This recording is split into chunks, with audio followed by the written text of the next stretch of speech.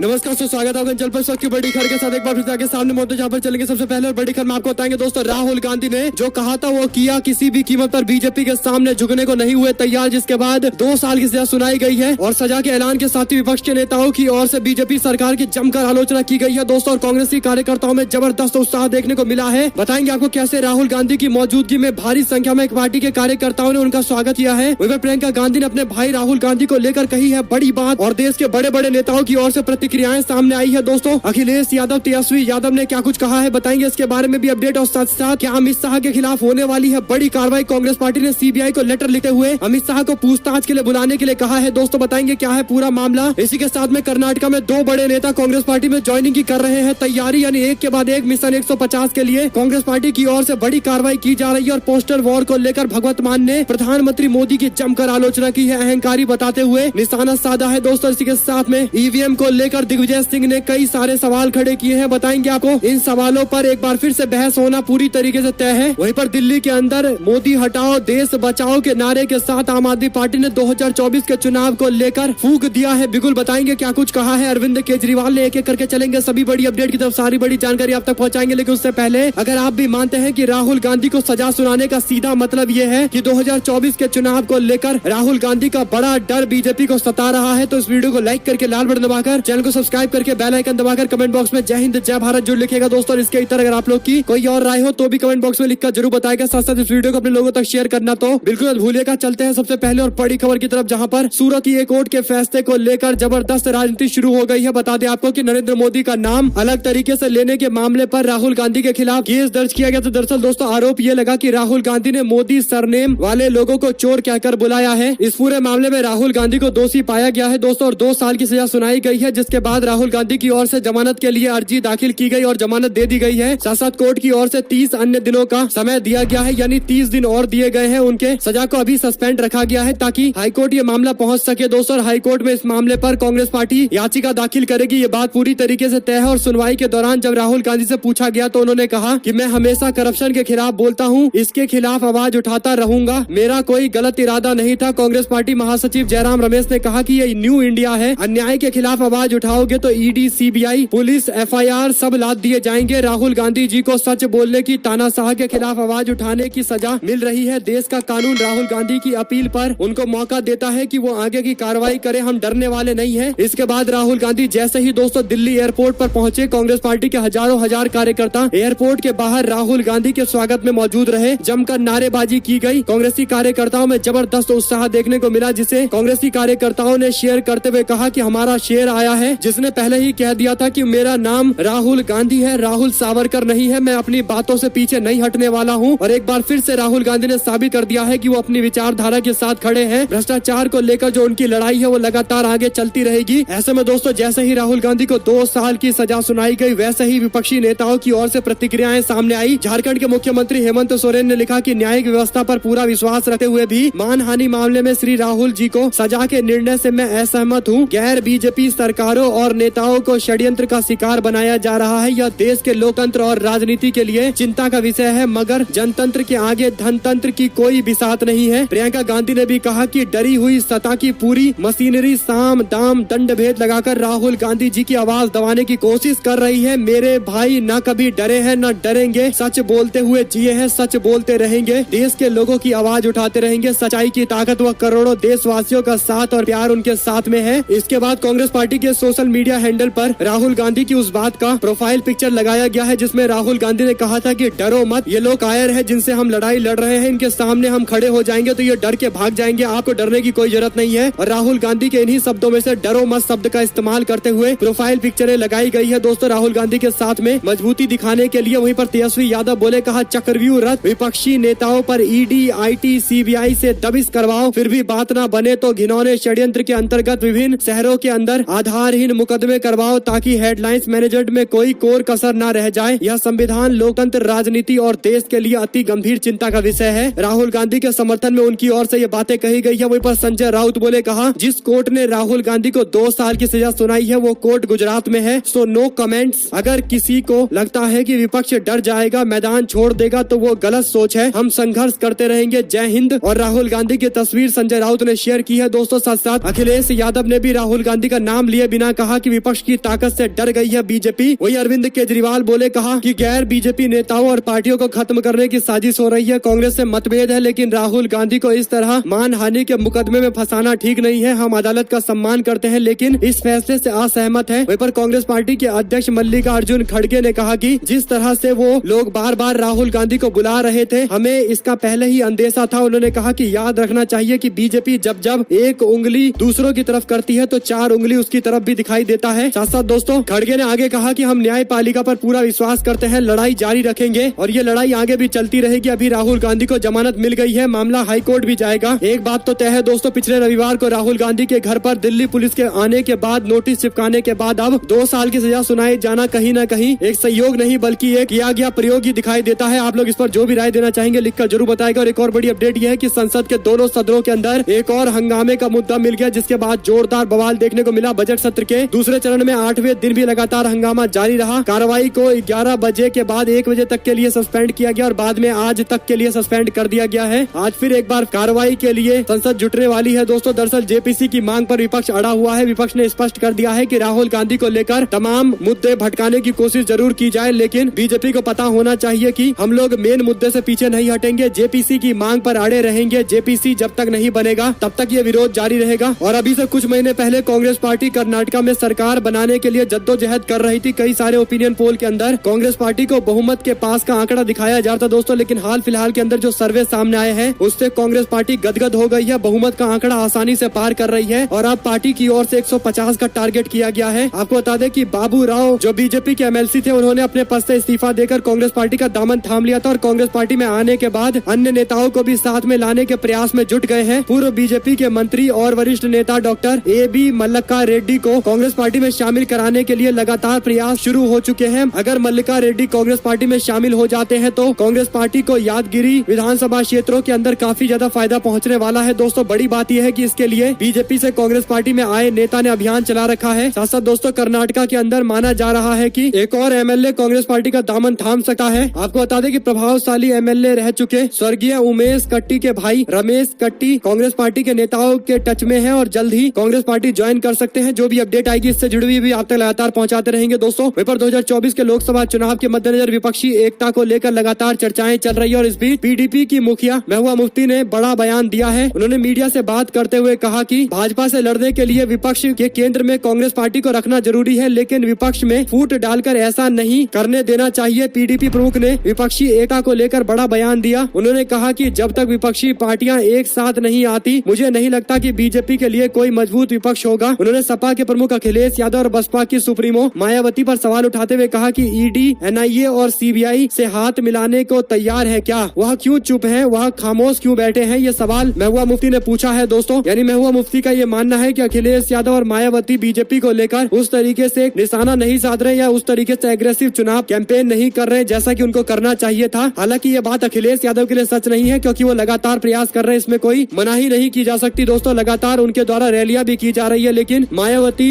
राजनीतिक परिदृश्य से धीरे धीरे पीछे की ओर जाती दिखाई देती है, जो कहीं न कहीं एक चर्चा का विषय भी है। और ऐसे में महबूबा मुफ्ती की ओर से भी ये बयान दिया गया है। साथ आपको बता दें कि आम आदमी पार्टी ने दिल्ली के अंदर 2024 के चुनाव के मद्देनजर मोदी हटाओ देश बचाओ का नारा दिया है। आम आदमी पार्टी ने गुरुवार को 2024 के लोकसभा चुनाव का बिगुल फूंकते हुए जंतर मंतर पर मोदी हटाओ देश बचाओ अभियान की शुरुआत कर दी है। आम आदमी पार्टी के सांसद संजय सिंह ने इस मौके पर कहा कि जब से अरविंद केजरीवाल मुख्यमंत्री बने हैं, स्कूल ठीक हो गए। पहले स्कूल में जाले लगा करती थी, लेकिन अब सब कुछ ठीक हो गया है। स्कूल के अंदर स्विमिंग पूल तक बन रहे हैं, लेकिन मनीष सिसोदिया ने स्कूल ठीक किया तो उनको जेल में डाल दिया गया। हमारे दूसरे मंत्री सत्येंद्र जैन, जिन्होंने मोहल्ला क्लिनिक लेकर आए, स्वास्थ्य सेवाओं को बहुत बेहतर किया, उनको पकड़कर भी जेल में डाल दिया गया। उन्होंने कहा कि हमारे 42 विधायकों पर फर्जी मुकदमे दर्ज किए गए। पुलिस सोमनाथ भारती के कुत्तों को पकड़कर ले गई। आम आदमी पार्टी के नेताओं से इतनी ज्यादा नफरत, चाहे जितनी नफरत हो। दिल्ली के बाद पंजाब में सरकार बनी, पंजाब के अंदर 90% लोगों का बिजली का बिल 0 आ रहा है। मोहल्ला क्लिनिक का कदम आगे बढ़ रहा है। संजय सिंह ने कहा कि आम आदमी पार्टी की सरकार जनता के लिए काम कर रही है। उन्होंने कहा कि मोदी हटाओ देश बचाओ जो डरता है वो नारा ना लगाए।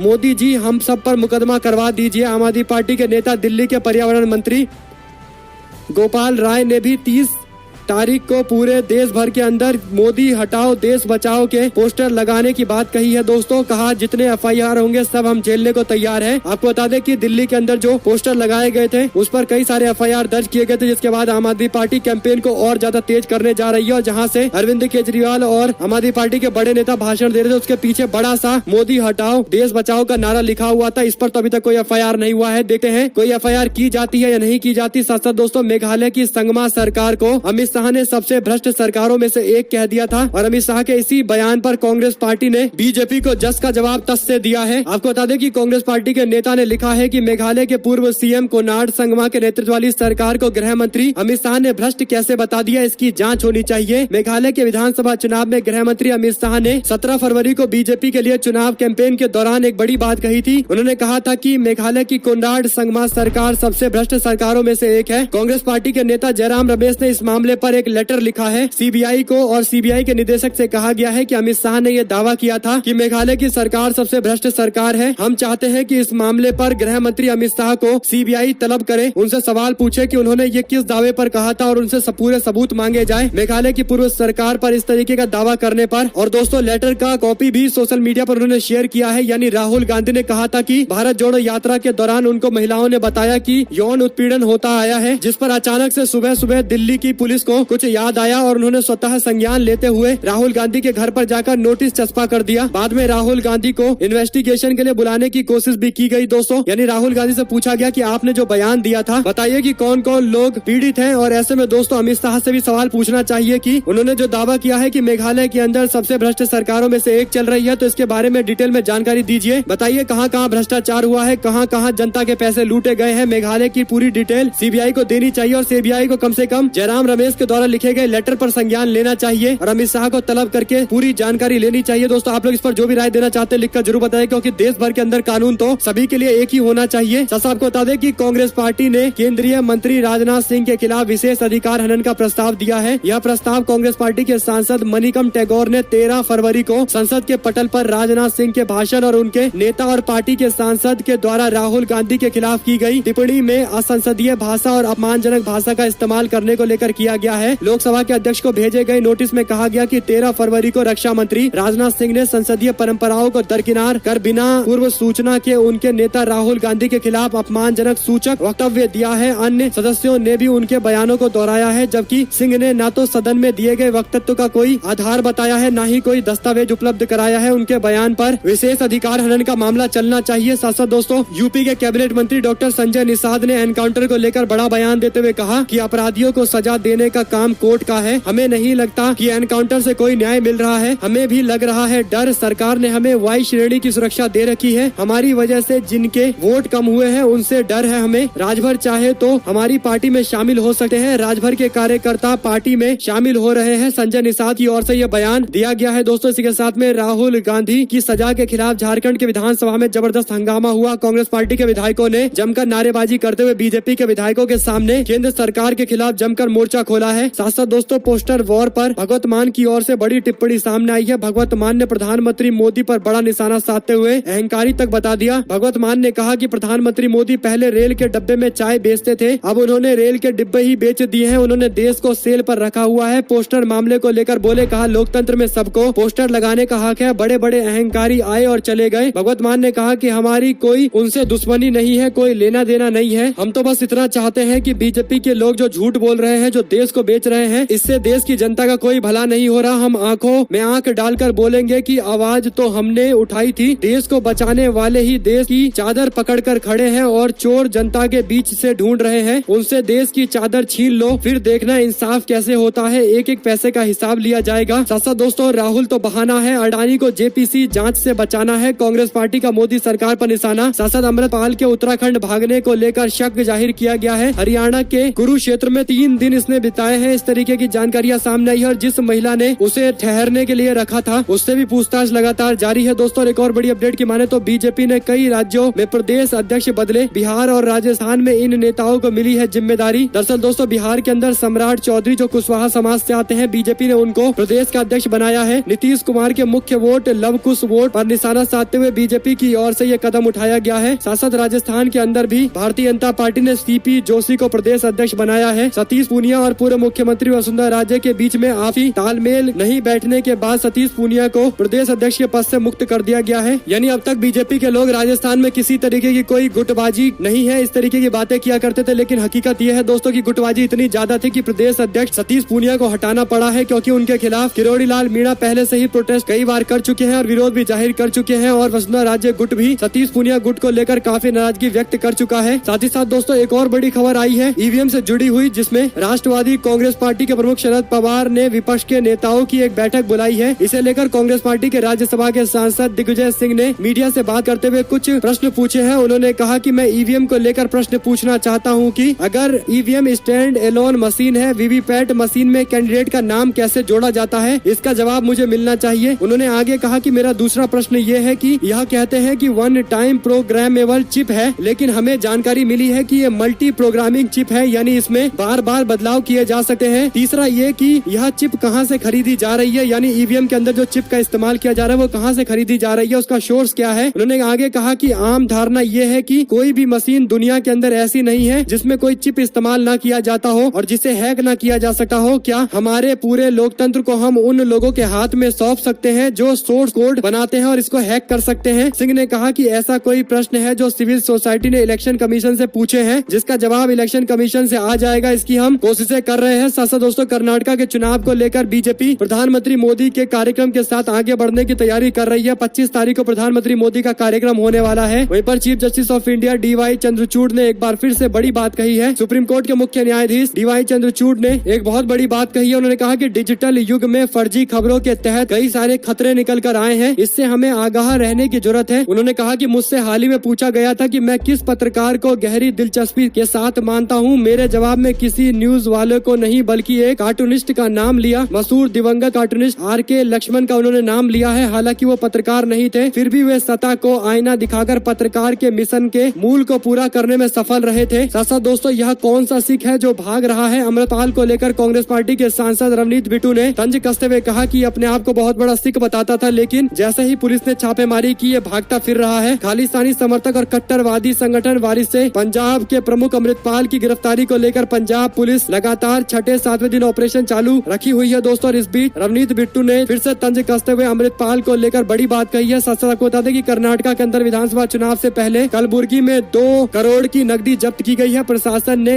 स्थापित किए हैं 42 चेक पोस्ट और लगातार जांच जारी है। कलबुर्गी जिले के विभिन्न चेक पोस्ट पर करीब 1 करोड़ 90 लाख रुपए नकदी बरामद किए गए हैं। यहाँ के DCP यशवंत गुरुरकर ने बताया कि इनमें से 1 करोड़ 40 लाख रुपए की जब्ती किन्नी सड़क चेक पोस्ट से की गई है, जबकि 50 लाख रुपए नकदी जेवारगी पोस्ट से की गई है दोस्तों। यानी एक के बाद एक जब्तियां की जा रही है और कर्नाटका में जमकर पैसा पानी की तरह बहाया जाएगा, ये बात लगभग तय है, क्योंकि कई बार के कर्नाटका चुनाव में देखा गया है दोस्तों। लेकिन प्रशासन कितना मुस्तैद रहेगी, ये सबके लिए सबसे बड़ा सवाल है। साथ आपको बता दें कि मुंबई के अंदर BMC ने माहिम बीच पर दरगाह हटवाई है। MNS के नेता राज ठाकरे ने भाषण के दौरान कहा था कि अवैध तरीके से एक दरगाह बनाई जा रही है समुद्र के बीच में, जिसके बाद उन्होंने आगे कहा कि अगर ये दरगाह नहीं हटाई गई तो हम भी भगवान गणेश का मूर्ति यहाँ लगाकर मंदिर बनाएंगे। जिसके बाद BMC हरकत में आई दोस्तों और तुरंत उस मजार को हटवा दिया गया है, दरगाह को हटवा दिया गया है। साथ दिल्ली में अरविंद केजरीवाल को लेकर पोस्टर लगाए गए हैं। अरविंद केजरीवाल को हटाओ, दिल्ली को बचाओ तरीके के नारे। साथ अरविंद केजरीवाल बोले, कहा प्रधानमंत्री अगर पढ़े लिखे होते तो नोटबंदी नहीं करते, उन्हें नींद नहीं आती इसलिए उन्हें गुस्सा आता है। उन्होंने आगे कहा कि अगर प्रधानमंत्री पढ़े लिखे होते तो GST सही से लागू होता। लोग जानते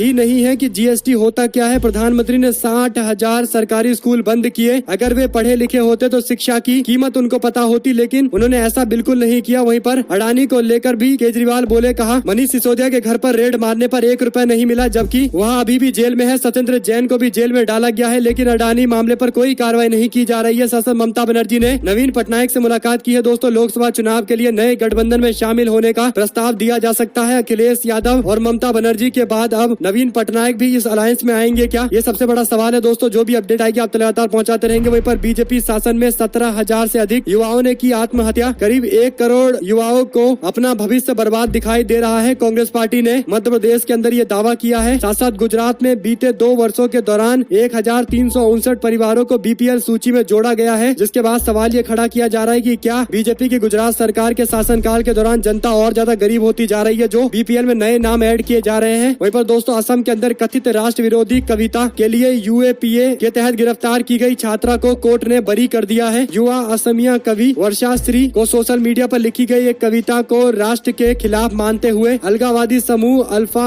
आई का समर्थन करने का आरोप लगाते हुए यूएपीए के तहत मामला दर्ज करते हुए जेल में डाला गया था, लेकिन बाद में अब छोड़ दिया गया है। कोर्ट की ओर से न्याय सुनिश्चित किया गया है। दोस्तों वहीं पर मीडिया ट्रायल अदालती फैसले से पहले ही व्यक्ति को दोषी ठहरा देता है। Chief justice of India DY Chandrachud ने यह बयान दिया है। दोस्तों अगर आप लोग को एक भी खबर अच्छी लगी हो तो इस वीडियो को लाइक करके लाल बटन दबाकर चैनल को सब्सक्राइब करके बेल आइकन दबाकर कमेंट बॉक्स में जय हिंद जय भारत जो लिखेगा। जुड़े दोस्तों का बहुत बहुत धन्यवाद। देख रहे थे आपका अपना चैनल जय हिंद जय भारत। बहुत बहुत धन्यवाद।